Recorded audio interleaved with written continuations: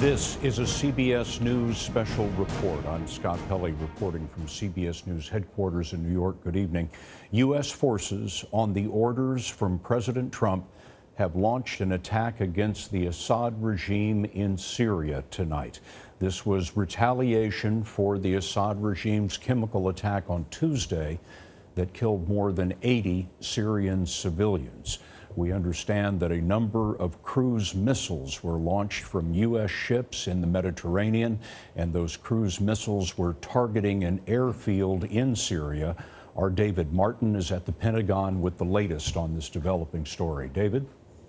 Scott, this attack was targeted at a single airfield, which is believed to have been the location from which the plane that dropped those chemical weapons on that village in Syria took off. This airfield is located about 50 miles due south of the village that was hit by that gas attack.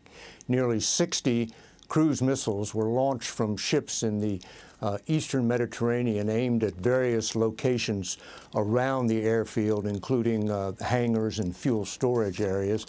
And all of those cruise missiles were designed to hit within 1 minute of each other. Now, each cruise missile carries a 1,000-pound warhead. So nearly 60 cruise missiles going off in 60 seconds amounts to 60,000 pounds of explosives in the space of 60 seconds. David Martin reporting for us from the Pentagon tonight. We also have Michael Morell, the former #2 at the CIA, joining us, also a CBS News national security analyst. Michael, the President Trump has just ordered an attack against a major ally of Russia. There are many Russian forces, both air forces and ground forces, fighting in Syria. What are some of the complexities that this gets us into? Scott, I think the key complexity here is we would not want to attack a Syrian target at which there were Russian forces. We would not want to kill Russian forces in such an attack, because that obviously could lead us into a war with Russia. So I'm pretty confident that the Pentagon was confident that there were not Russian forces at this particular airfield.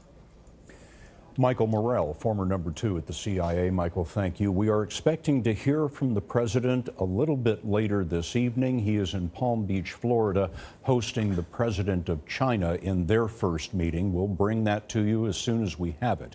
There'll be more about all of this as well on your late local news on this CBS station, on our 24-hour streaming news service, CBSN, and of course, full details first thing tomorrow on CBS This Morning.